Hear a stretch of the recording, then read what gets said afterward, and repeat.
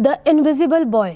The invisible boy नाम की ये इटालियन फिल्म 2014 में आई थी, जो एक फैंटेसी साई-फाई फिल्म थी। इस फिल्म का टोटल ड्यूरेशन है 1 घंटा 40 मिनट और IMDb पर फिल्म को 6.2 की रेटिंग मिली है। फिल्म को गैब्रिएले सैल्वातोरे ने डायरेक्ट किया है और मेन लीड में है लुडोविको गिरार्डेलो, वैलेरियो गोलिनो और फैब्रिजियो बेंटिवोग्लियो। फिल्म मनोरोग अस्पताल को दिखाना शुरू करती है। यहाँ पर कई पागल मरीज थे और एक पागल आदमी एक कमरे में दीवार पर स्केच बना रहा है, लेकिन स्केच बनाते समय उसकी मौत हो जाती है।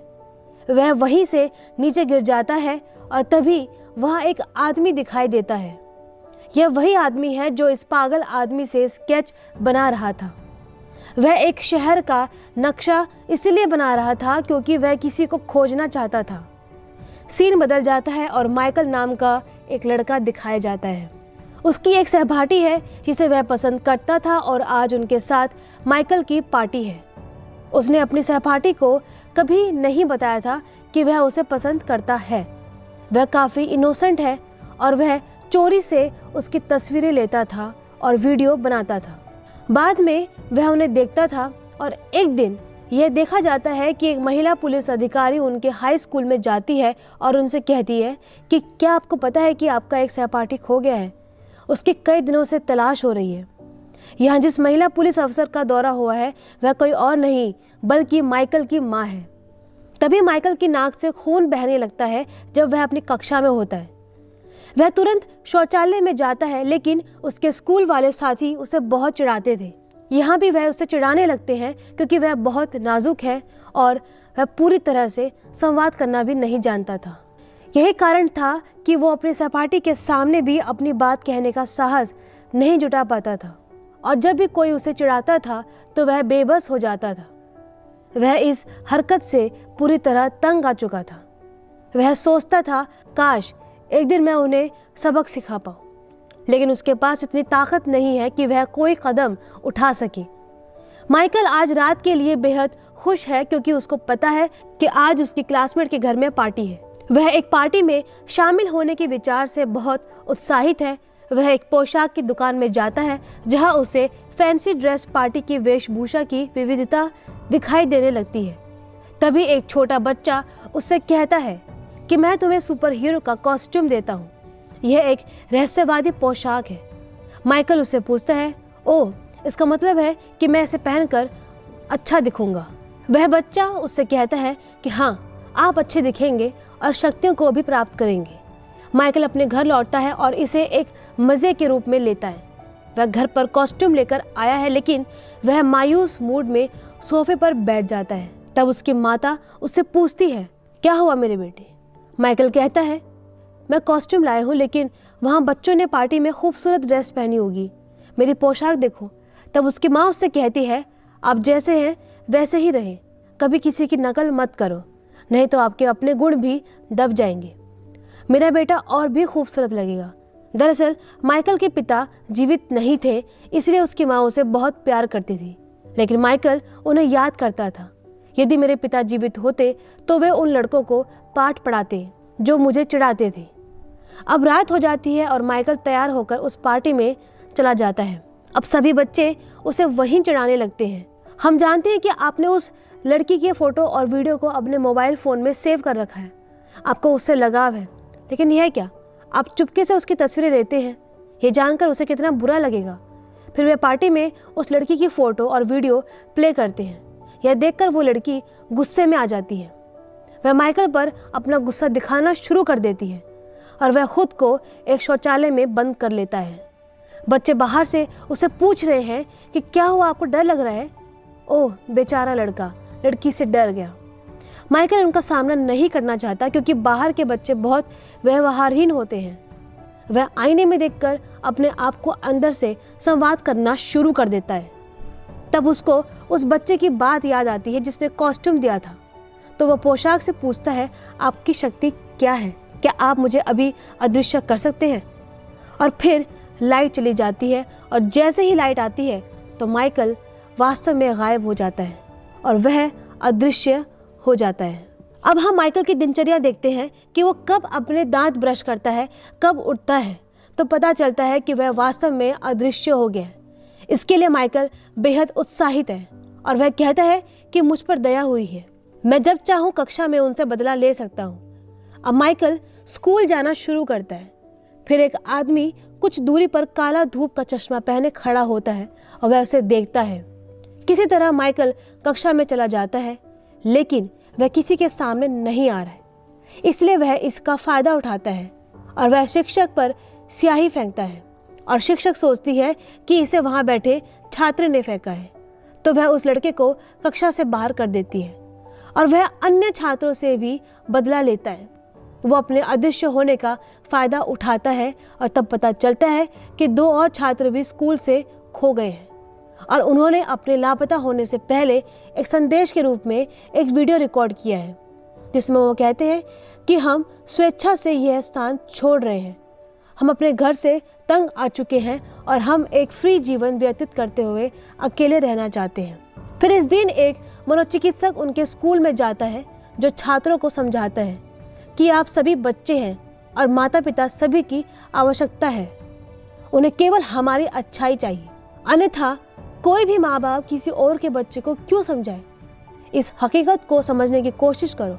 तब माइकल को लगता है कि वो फिर से अदृश्य हो रहा है, तो वह तुरंत उस जगह से भाग जाता है और सभी सोचते हैं कि वह मनोचिकित्सक की काउंसलिंग को नापसंद कर रहा है। माइकल इसके बाद अपनी बहन के पास जाता है, जो नोटिस करती है कि उसको केवल उसके भाई की पोशाक दिखाई दे रही है, लेकिन वह नहीं है।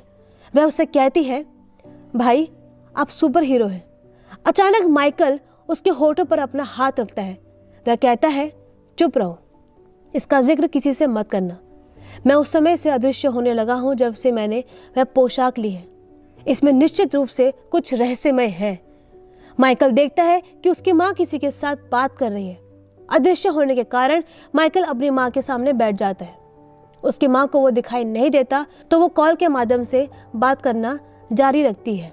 माइकल को अपनी माँ की बातचीत सुनकर पता चलता है कि वो अपनी माँ का जैविक पुत्र नहीं है, बल्कि एक गोद लिया हुआ बच्चा है।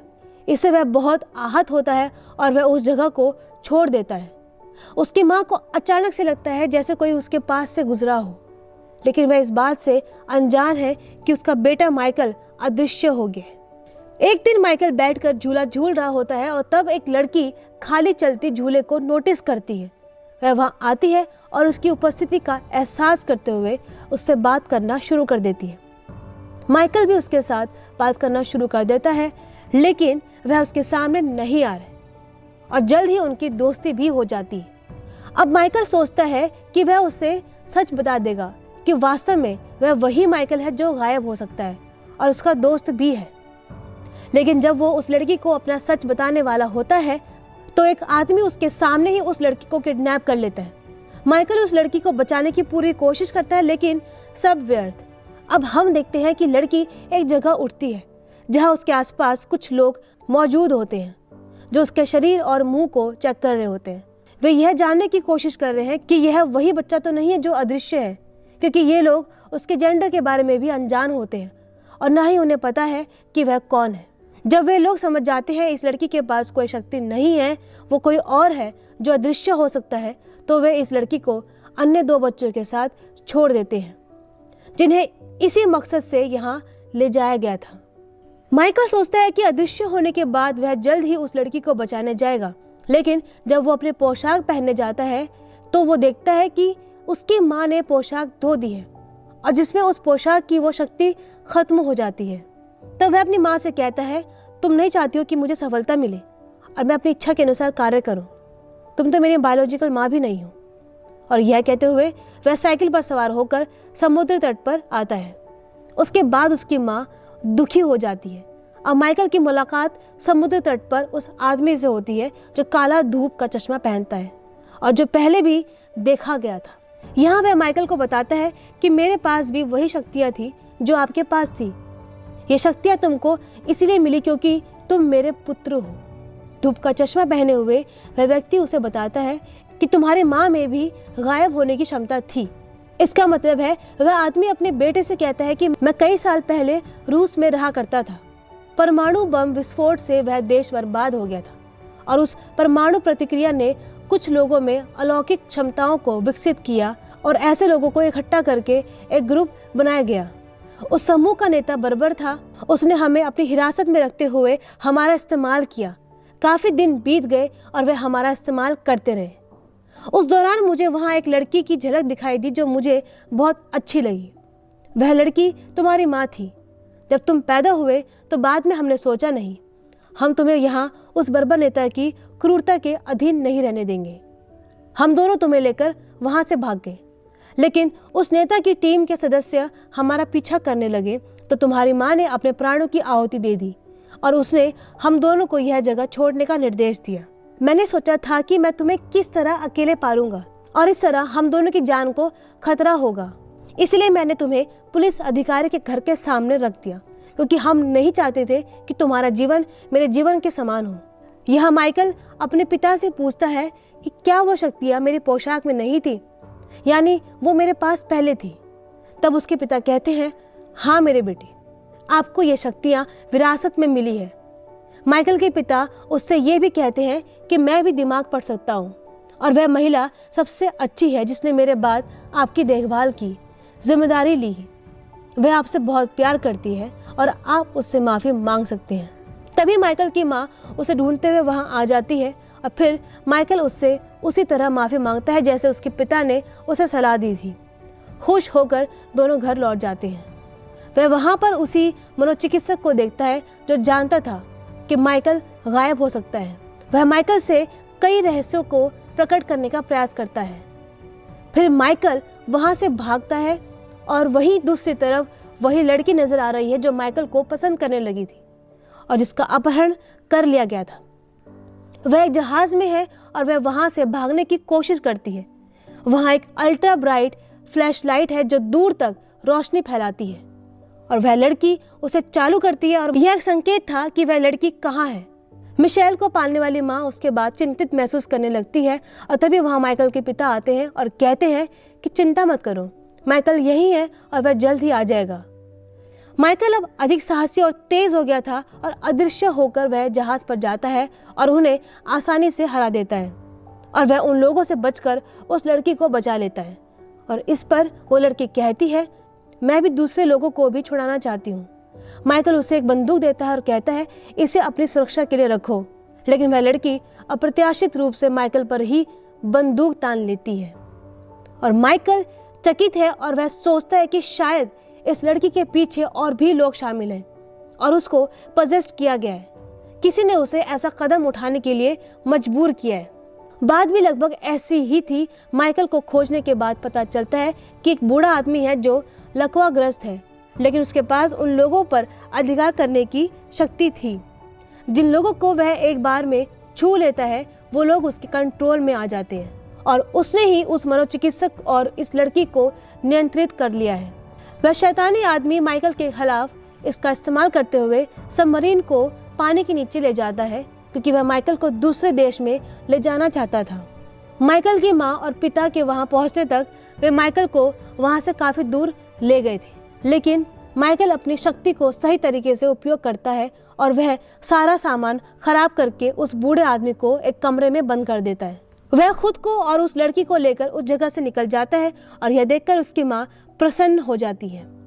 जब वह उस जगह से बाहर आता है तो वहाँ कई लोग भी होते हैं और वो उन सबके सामने गायब हो जाता है और माइकल का पिता उसके पास आता है और उससे कहता है, मेरे पुत्र, वास्तव में आपके पास शक्तियाँ हैं, लेकिन हमें इसे अन्य लोगों से छिपाना होगा, जैसे कि मैंने गुप्त रखा है। अगली बार जनता के बीच में इन शक्तियों का प्रयोग न करने के लिए सावधान रहना और एक सामान्य व्यक्ति की तरह ही जीना, तब आपका जीवन आसान हो जाएगा। फिर उसके पिता आगे बढ़ते हैं और हर एक की मेमोरी मिटा देते हैं जैसा कि इन्होंने कुछ भी नहीं देखा। जब सभी लोग इस घटना से पहले के समय से वापस आते हैं तो उन्हें पता चलता है कि उन सभी खोए हुए बच्चों का अपहरण कर लिया गया था। तब उन्हें लगता है कि जब माइकल को उसने बचाया तो एक बेहतरीन पुलिस अधिकारी होने के नाते उसने अन्य बच्चों को भी बचाया।